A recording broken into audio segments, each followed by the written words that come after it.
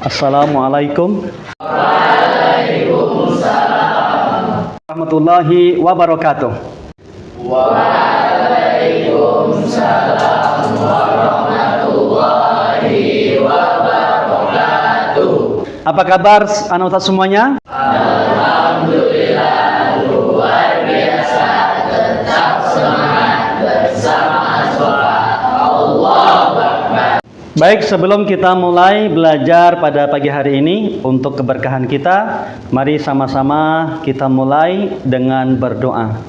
Berdoa hari ini Ustadz minta Daniel untuk memimpin doa. Sebelum kita belajar, mari kita berdoa. Berdoa dimulai. Raditu billahi rabban wa bil islami dinan wa bi Muhammadin nabiyyan wa rasulah wa bi ilman warzuqni fahman. Alhamdulillah pada pagi hari ini kita akan belajar tentang P5. Apa itu P5? Yaitu Proyek Penguatan Profil Pelajar Pancasila. Pada pagi hari ini tema kita yaitu tentang Bhinneka Tunggal Ika dengan topik keberagaman suku dan budaya yang ada di Indonesia. Profil pelajar Pancasila yang ingin kita capai dari pembelajaran ini pertama adalah beriman, bertakwa kepada Tuhan Yang Maha Esa, berakhlak mulia, bergotong royong dan kreatif. Oke, baik, tentang keberagaman suku dan budaya yang ada di Indonesia. Sebagaimana yang kita ketahui bahwa negara Indonesia terdiri dari banyak pulau-pulau, suku dan budaya. Untuk itu, Ustadz mempunyai sebuah pertanyaan pemantik tentang keberagaman suku dan budaya, yaitu bagaimana caranya agar kita lebih memahami keanekaragaman suku, bangsa, dan budaya yang ada di Indonesia. Paham? Ustaz ulang lagi. Bagaimana caranya agar kita lebih memahami keanekaragaman suku, bangsa, dan budaya yang ada di Indonesia? Dengan membaca buku-buku daerah.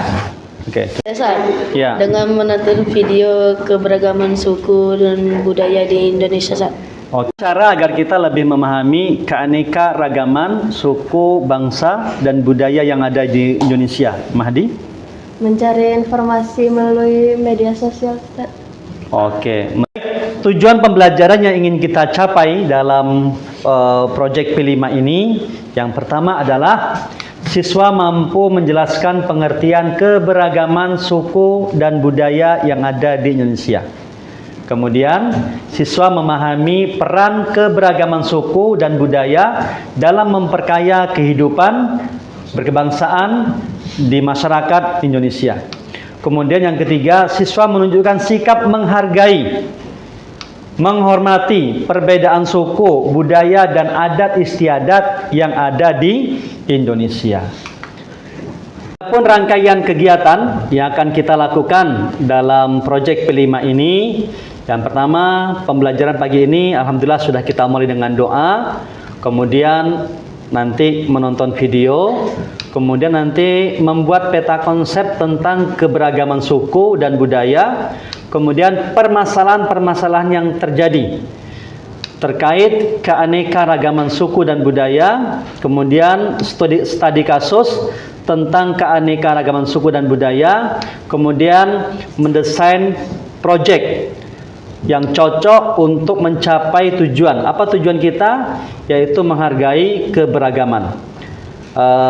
Kita desain dalam bentuk proposal, kemudian dari proposal, kemudian kita melakukan aksi, melakukan proyek. Setelah itu melakukan refleksi dari pelaksanaan seluruh tahap proyek yang kita lakukan.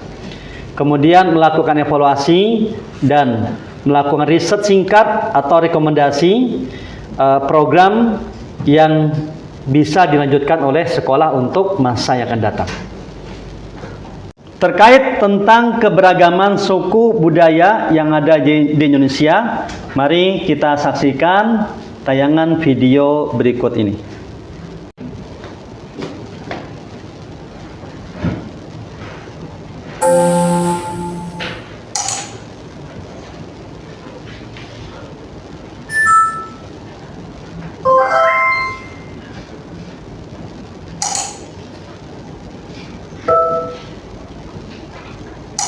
Iyalah rek, mau ngaku keuangan pol.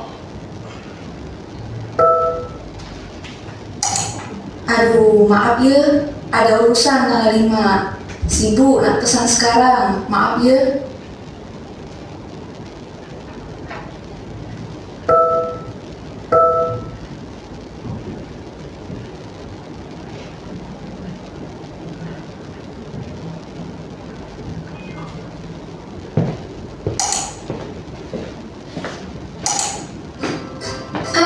Udah lama nih nggak ketemu mereka, jadi nggak sabar pengen ketemu. Teman-teman tahu nggak, sahabat aku itu berasal dari berbagai daerah loh. Ada yang orang Bandung, orang Pontianak, orang Semarang. Di sekolah kita juga pasti bertemu dengan orang-orang dari berbagai daerah. Contohnya nih, dulu guru aku itu asli orang Padang. Jadi waktu dia ngomong kayak ada logatnya gitu. Terus aku juga punya teman orang Batak. Dia itu pinter banget ngelawaknya, dan dia juga pinter di kelas. Nah teman-teman, itu baru keberagaman di sekolah loh. Coba deh teman-teman bayangin keberagaman di seluruh Indonesia. Kita mulai dari penduduknya dulu nih. Penduduk di Indonesia tersebar di berbagai wilayah, di ratusan pulau di Indonesia. Nah, kehidupan di tiap pulau tersebut pasti berbeda-beda. Ada yang tinggal di perkotaan, di dekat hutan, di dekat pantai. Oh iya, teman-teman pasti tahu, di negara kita ini ada agama-agama loh. Oke, baik. Alhamdulillah setelah anak ustadz semuanya menyaksikan, memperhatikan, melihat dan mendengar tayangan video tentang keberagaman suku dan budaya yang ada di Indonesia dari Sabang sampai Merauke. Nah, sekarang Ustadz ingin membagi antum kepada beberapa kelompok. Silakan bentuk kelompok.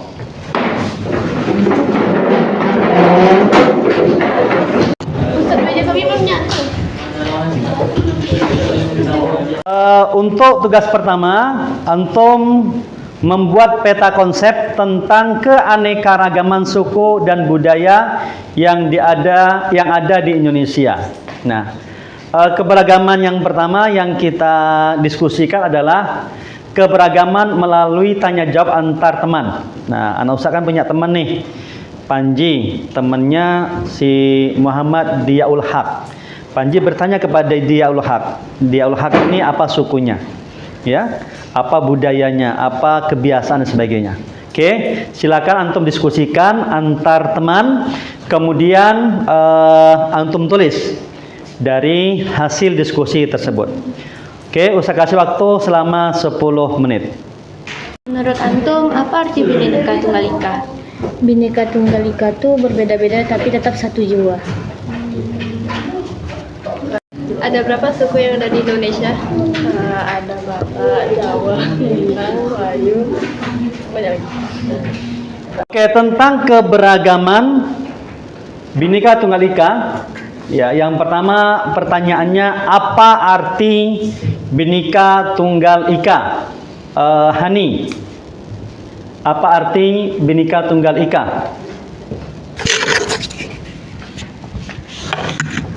Berbeda-beda tetapi tetap satu jiwa. Berbeda-beda tetapi tetap satu jiwa.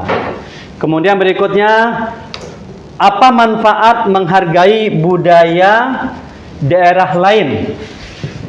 Apa manfaat menghargai budaya daerah lain?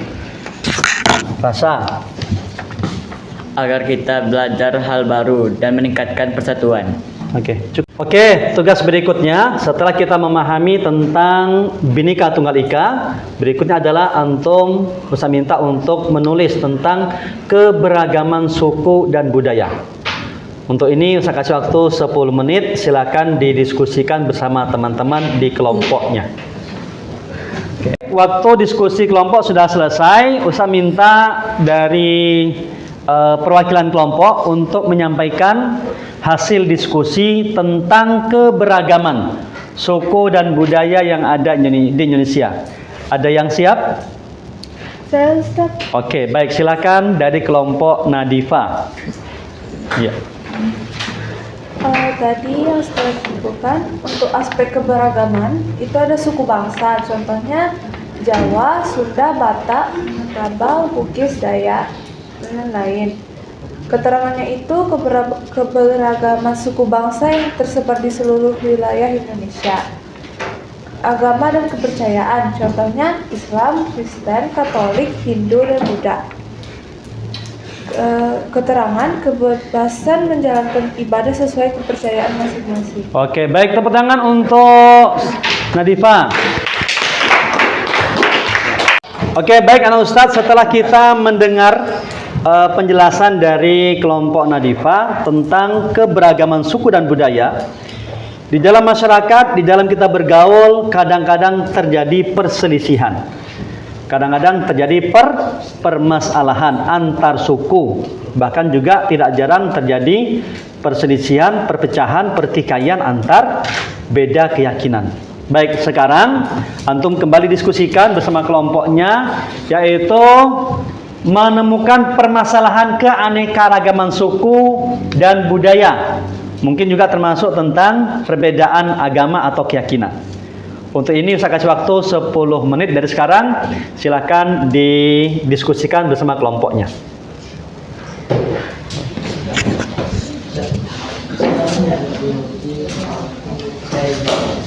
Sudah, Luk? Waktu untuk diskusi sudah selesai terkait permasalahan yang terjadi di tengah masyarakat. Oke, dari kelompok mana yang siap untuk menyampaikan hasil diskusinya? Saya. Oke, baik, kelompok Rasa. Untuk menemukan permasalahan terkait keanekaragaman suku dan budaya di Indonesia. Aspek keanekaragaman, adat istiadat dan tradisi. Potensi permasalahannya, tabrakan nilai antara adat setempat dengan modernitas atau tradisi lain. Contoh kasus, penolakan adat pernikahan tertentu karena dianggap bertentangan dengan nilai agama atau budaya lain. Solusi yang diusulkan mengedepankan pendekatan dialog antara budaya untuk saling menghormati dan memahami. Oke, baik, tepuk tangan untuk kelompok Rasha. Setelah antum mendengar tentang keberagaman suku budaya, kemudian terjadinya konflik atau permasalahan yang terjadi di tengah-tengah masyarakat, ya. Untuk lebih jelasnya, mari kita lihat tayangan video yang menggambarkan tentang konflik yang terjadi akibat perbedaan suku dan budaya pada link berikut ini.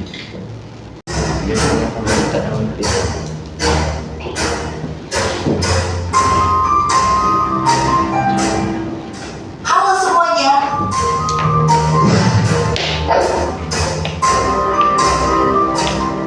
Konflik bernuansa suku dan agama pernah terjadi di beberapa daerah di Indonesia. Padahal kita tahu bahwa bangsa Indonesia memiliki banyak keberagaman, baik itu agama, suku bangsa, ras, bahasa, tradisi, dan sebagainya.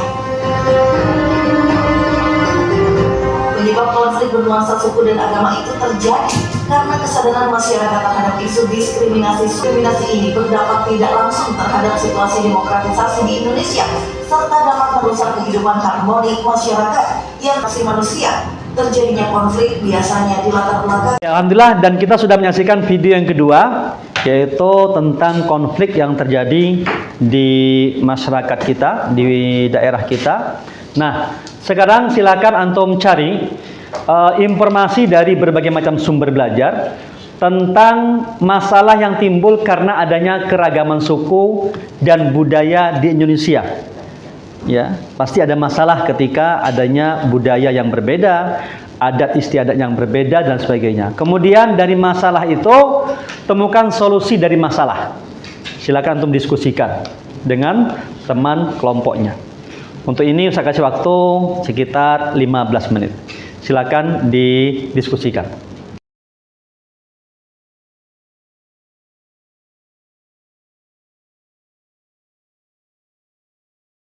Oke, sudah cukup. Baik, sekarang silahkan Ustaz minta salah satu dari kelompok untuk menyampaikan hasil diskusinya.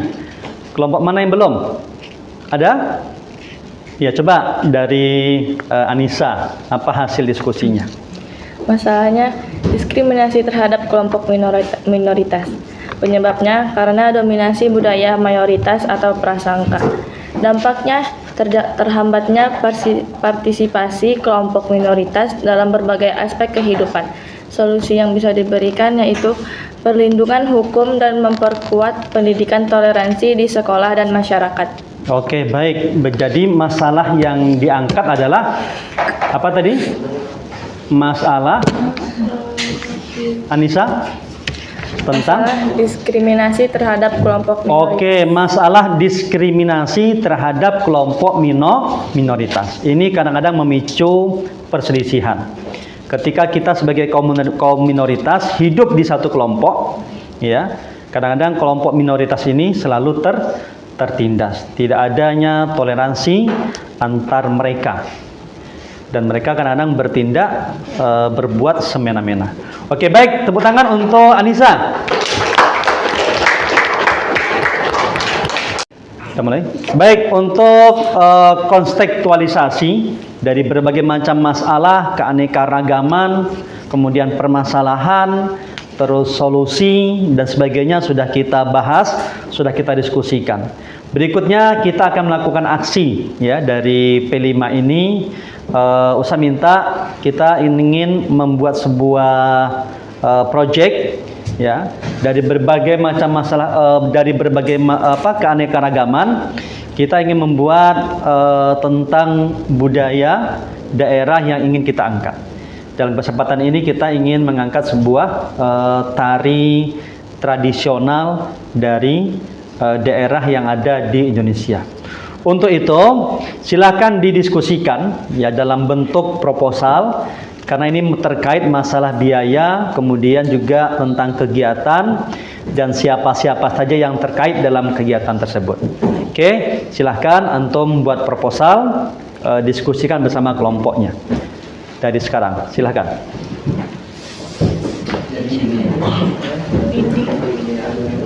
Sudah selesai membuat proposal untuk kegiatan Project P5? Sudah, baik. Ustadz minta satu orang memaparkan tentang project yang akan kita lakukan. Nindi sepertinya sudah selesai nih proposalnya. Silakan dipaparkan apa judulnya dan lain sebagainya. Judulnya adalah Proyek Harmoni Nusantara, yaitu menghargai keberagaman suku dan budaya di Indonesia. Indonesia sendiri adalah negara yang mempunyai keberagaman suku, budaya, bahasa, dan adat istiadat yang beragam. Keberagaman ini menjadi kekayaan sekaligus tantangan dalam menjaga persatuan. Pemahaman serta penghargaan terhadap keberagaman juga menjadi langkah penting untuk memperkuat persatuan dalam semangat Bhinneka Tunggal Ika. Adapun tujuan proyek ini yang pertama, menumbuhkan rasa saling menghargai di antara suku dan budaya yang berbeda. Yang kedua, memperkenalkan keanekaragaman budaya Indonesia kepada masyarakat luas. Yang ketiga, melestarikan budaya lokal yang hampir punah. Dan yang keempat, meningkatkan toleransi dan kerjasama antar komunitas. Oke, ruang lingkupnya? Ruang lingkup proyek ini mencakup pertama kegiatan edukasi lintas budaya, yang kedua pameran seni dan budaya, festival makanan khas daerah, serta kolaborasi.